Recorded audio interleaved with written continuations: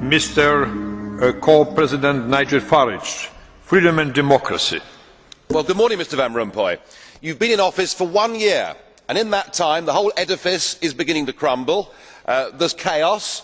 The money's running out. I should thank you. You should perhaps be the pin-up boy of the Eurosceptic movement.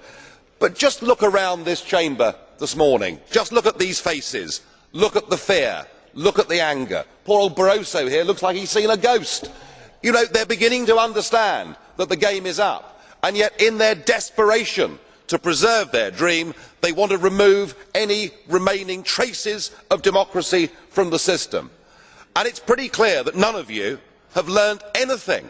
You know, when you yourself, Mr Van Rompuy, say that the euro has brought us stability, I suppose I could applaud you for having a sense of humour, but isn't this really just the bunker mentality? You know, your fanaticism is out in the open. You talked about the fact that it was a lie to believe that the nation state could exist in a 21st century globalised world. Well, that may be true in the case of Belgium, who haven't had a government for 6 months, but for the rest of us, right across every member state in this union, and perhaps this is why we see the fear in the faces, increasingly people are saying, we don't want that flag, we don't want the anthem, we don't want this political class, we want the whole thing consigned to the dustbin of history. And we had the Greek tragedy earlier on this year, and now we have the situation in Ireland. Now I know that the stupidity and greed of Irish politicians has a lot to do with this. They should never ever have joined the euro. They suffered with low interest rates, a false boom and a massive bust. But look at your response to them. What they are being told, as their government is collapsing, is that it would be inappropriate for them to have a general election. In fact, Commissioner Rehn here said they had to agree their budget first before they would be allowed to have a general election. Just who the hell do you think you people are?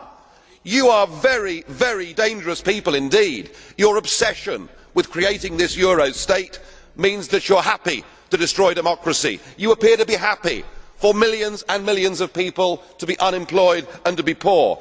Untold millions must suffer so that your euro dream can continue. Well, it won't work, because it's Portugal next. With their debt levels of 325% of GDP, they're the next ones on the list, and after that I suspect it will be Spain. And the bailout for Spain would be 7 times the size of Ireland, and at that moment all of the bailout money has gone. There won't be any more. But it's even more serious than economics, because if you rob people of their identity, if you rob them of their democracy, then all they are left with is nationalism and violence. I can only hope and pray that the euro project is destroyed by the markets before that really happens. Thank you. The next speaker, Madam.